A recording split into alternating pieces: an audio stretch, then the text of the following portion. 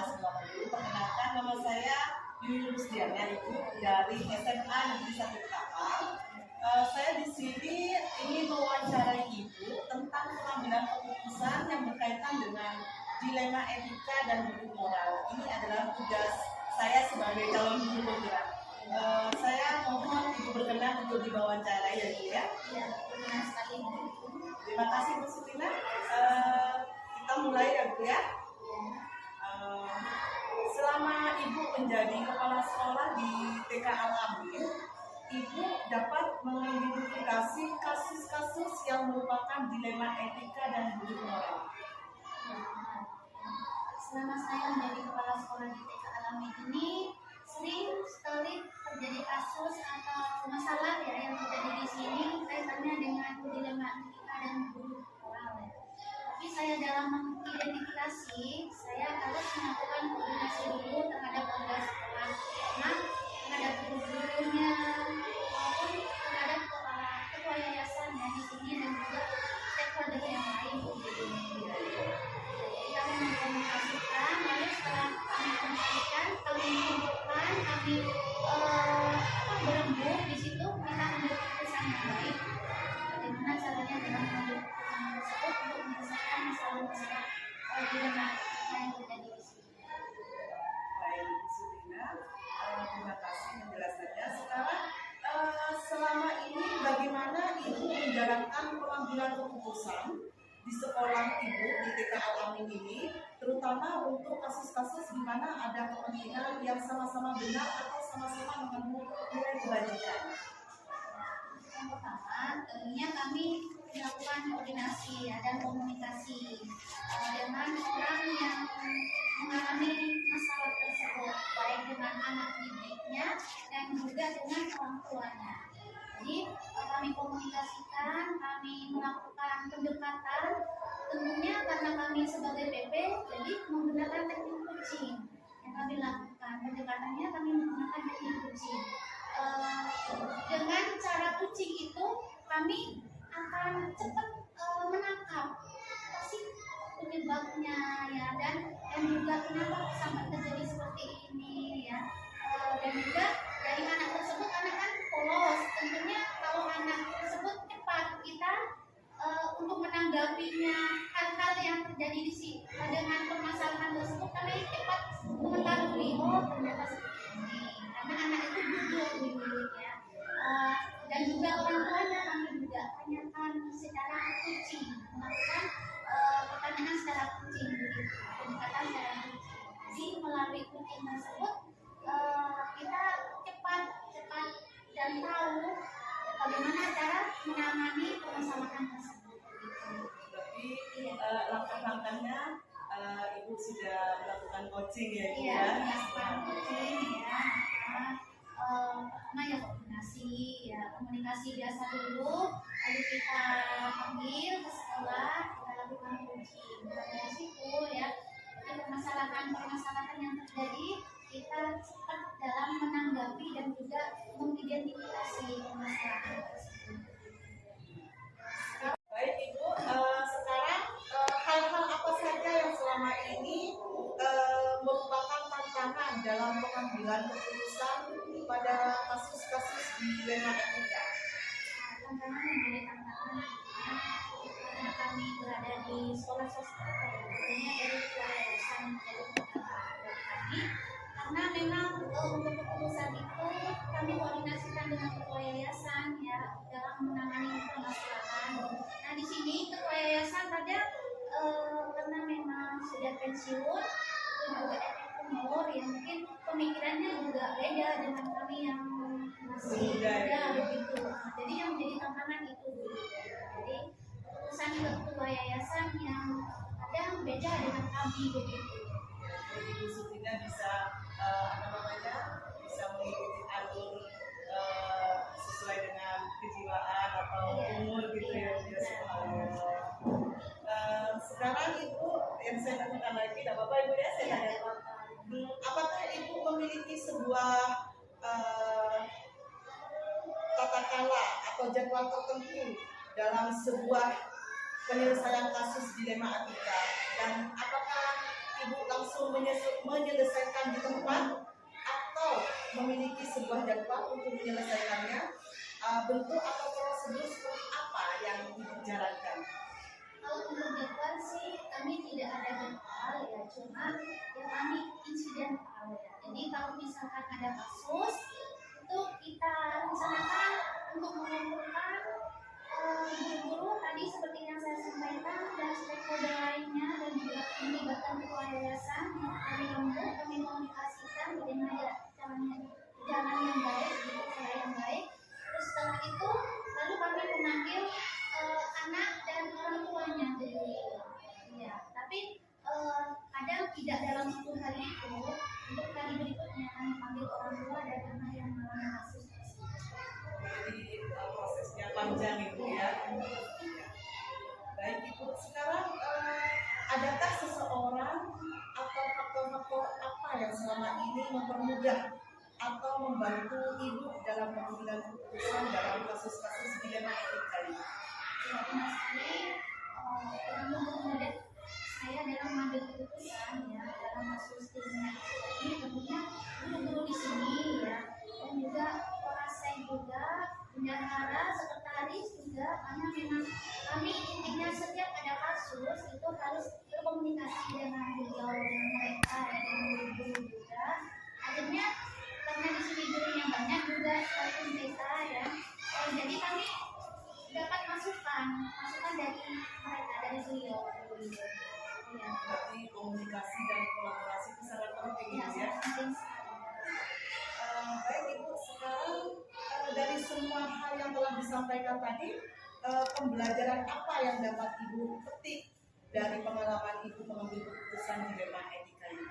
Ya, pembelajaran yang dapat petik ya, tentunya yang pertama segala sesuatu, permasalahan apapun itu intinya kita harus berkomunikasi dulu, berembuk dulu. Jadi dicari solusinya dengan baik, meminta pendapat dari guru-guru ataupun stakeholder di sekolah ini. Terus setelah itu kita lakukan untuk penyelesaian masalahnya, mencari solusinya itu menggunakan teknik coaching. Itu sangat penting sekali karena kita tidak ada paksaan situ, tetapi hanya untuk merangsang dan kita bisa melalui dari situ kita akan cepat untuk menanggapi atau menyelesaikan permasalahan tersebut. Baik Ibu, terima kasih. Mungkin ini wawancara. Semoga pertanyaan-pertanyaan yang saya berikan kepada Ibu Sulina memberikan suatu manfaat bagi kami, bagi saya, Ibu dan sekolah di Bina Al-Amili. Dan saya berterima kasih sekali Ibu telah memberikan kesempatan kepada saya untuk wawancara kepada Ibu Sulina. Semoga Ibu Sulina sebagai kepala sekolah ini sekolahnya semakin jaya, semakin sukses dan sehat selalu dan berhati lagi. Terima kasih Bu Sulina. Sama-sama Bu Yuyun, terima kasih juga ya. Mudah-mudahan Bu Yuyun nanti lancar di tugas-tugasnya TGP dan sukses ke akhirnya nanti bisa tercapai semua dan mendapatkan nilai-nilai yang diharapkan. Terima kasih Bu Sulina. Ya, sama-sama. Saya undur diri dulu. Ya. Ya, wassalamualaikum warahmatullahi wabarakatuh. Waalaikumsalam warahmatullahi wabarakatuh.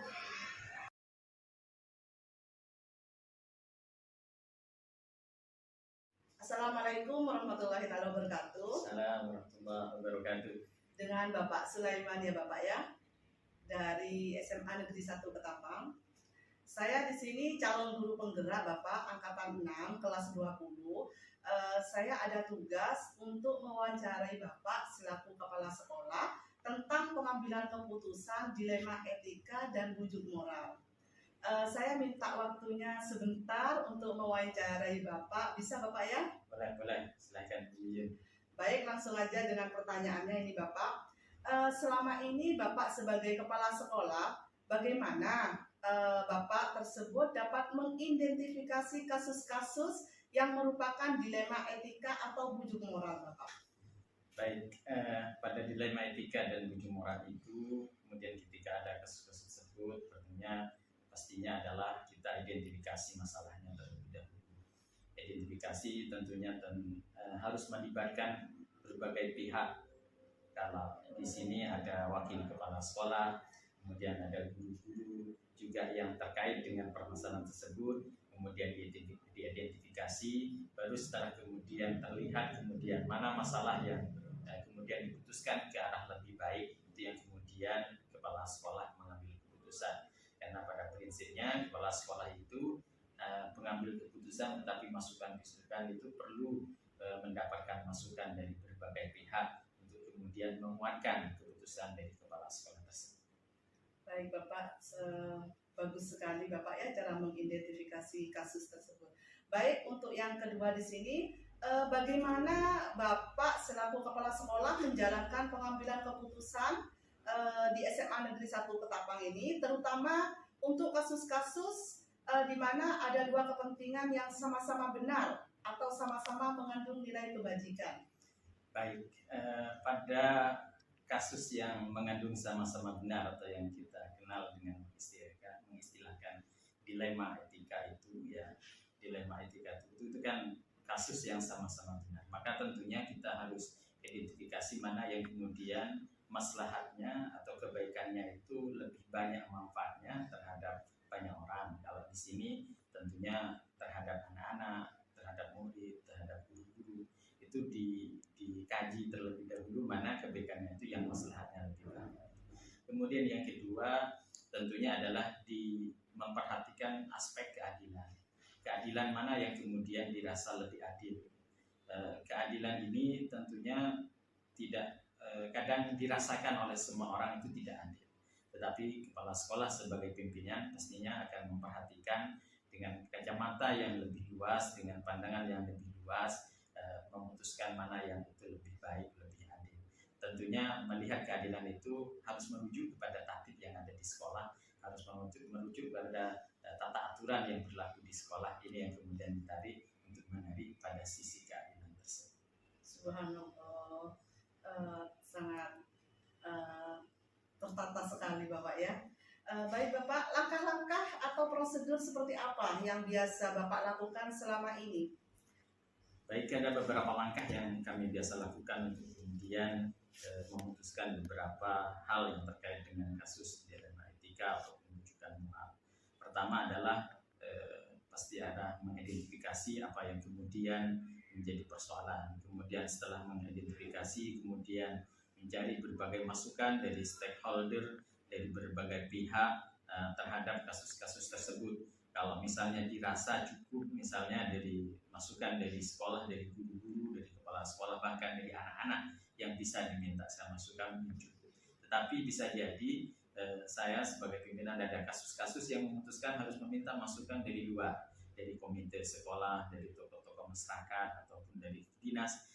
Karena memang sebagai pimpinan tentunya tidak bisa kami memutuskan sendiri, itu perlu masukan-masukan. Kemudian langkah-langkah yang ketiga adalah kemudian mencari hal yang terbaik, yang terbaik dikaji bersama, yang terbaik dengan tim, kemudian baru kemudian kepala sekolah memutuskan mana yang kemudian itu menjadi lebih baik untuk untuk yang bersangkutan, untuk sekolah dan sebagainya.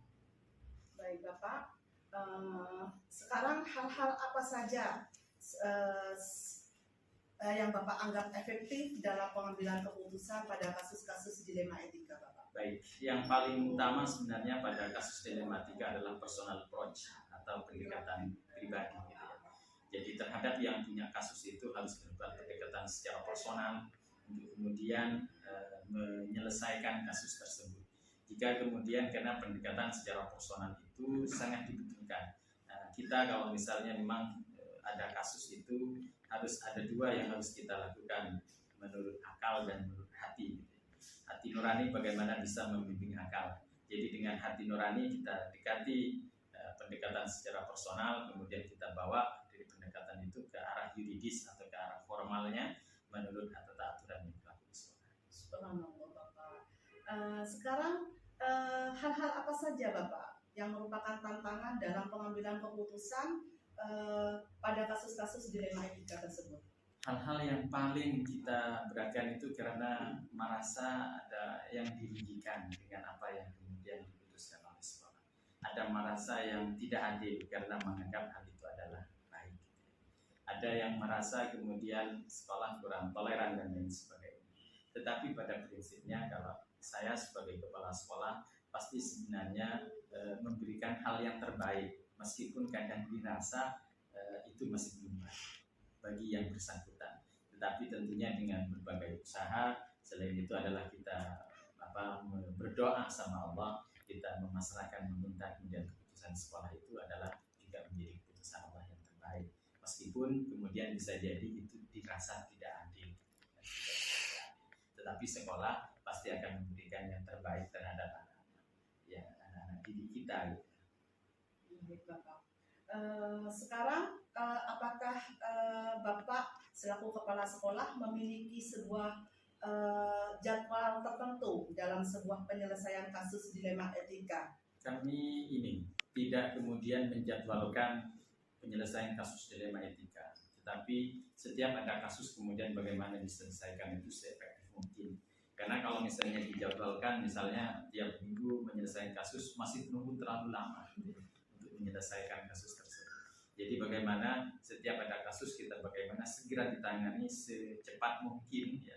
Ketika misalnya ada kasus-kasus tertentu sehingga tidak merasa abai, orang merasa diabaikan kasus tersebut. Maka mana yang kemudian kita bagaimana berusaha menyelesaikan lebih cepat, itu kan lebih baik. Baik, Bapak. Jadi penyelesaian itu, masalah itu harus diselesaikan secara cepat, biar cepat teratasi, Bapak ya. Baik, Bapak, pertanyaan berikutnya, apakah seseorang atau faktor-faktor yang selama ini mempermudah atau membantu Bapak dalam pengambilan keputusan dalam kasus-kasus dilema etika tersebut, Bapak? Baik, pastinya adalah kita punya Wakasek, wakil kepala sekolah. Kita punya banyak teman-teman guru. Kita juga ada anak-anak gitu yang kemudian ada komite, ada dinas yang kemudian banyak pihak yang bisa membantu sesuai dengan kadar masalahnya. Apakah kadar masalah itu sampai kita perlu meminta bantuan dinas, apakah sampai meminta bantuan kepala komite, atau kemudian meminta bantuan Wakasek, ini sesuai dengan kadar kemudian dan tingkatan terhadap persoalan tersebut. Jika kemudian tanpa harus ke dinas, maka kita perlu meminta bantuan ke dinas. Tapi kalau misalnya cukup kita selesaikan persoalan itu tanpa meminta bantuan ke dinas, cukup di sekolah bisa diselesaikan, maka kemudian kita tanpa minta bantuan di luar, kita di sekolah bisa diselesaikan. Karena kasus itu ada yang kemudian berdampak besar, ada kemudian kasus itu yang tidak berdampak besar. Maka mengidentifikasi kasus itu menjadi penting, melihat kemudian latar belakang adanya kasus tersebut. Subhanallah, Bapak. Ini pertanyaan terakhir, Bapak ya. Dari semua hal yang telah disampaikan tadi, pembelajaran apa yang Bapak petik dari pengalaman dalam pengambilan keputusan dilema etika, Bapak? Baik, pelajaran yang bisa saya ambil dari keputusan pada kasus dilema etika itu adalah bagaimana kita memutuskan jadi hal yang baik itu memutuskan yang lebih baik, dari hal yang bagus ke yang lebih bagus, dari hal yang bermanfaat yang lebih bermanfaat, semuanya itu bermuara atau berdampak terhadap anak didik kita yang lebih baik, terhadap guru-guru kita yang lebih baik. Jadi kalau target sekolah ini bagaimana sekolah memutuskan anak-anak itu lebih baik terhadap kemudian guru-guru lebih baik, kemudian baru yang terakhir kepala sekolah itu yang terakhir, berbaik kepada kepala sekolah itu yang terakhir. Tapi yang pertama, yang awal itu adalah dampaknya terhadap guru terlebih dahulu, terhadap siswa terlebih dahulu, kemudian TU, kemudian kepala sekolah. Jadi kepala sekolah itu paling tidak baiknya, gitu. Baik-baik di terakhir saja. Yang penting di bawah sudah baik. Baik, Bapak, penjelasan Bapak sangat memberikan pencerahan yang sangat baik kepada saya selaku TGP. Semoga apa yang Bapak berikan kepada saya bisa memberikan suatu pelajaran yang baik nantinya kepada saya, dan saya juga bisa mengimplementasikan baik ke sesama guru, ke siswa maupun ke lingkungan di sekitarnya. Terima kasih Bapak Sulaiman telah memberikan waktu saya mewawancari Bapak. Semoga di SMA Negeri 1 Ketapang ini semakin jaya dan semakin sukses, sehat dan berkah selalu. Terima kasih Bapak waktunya. Wassalamualaikum warahmatullahi wabarakatuh. Assalamualaikum warahmatullahi wabarakatuh.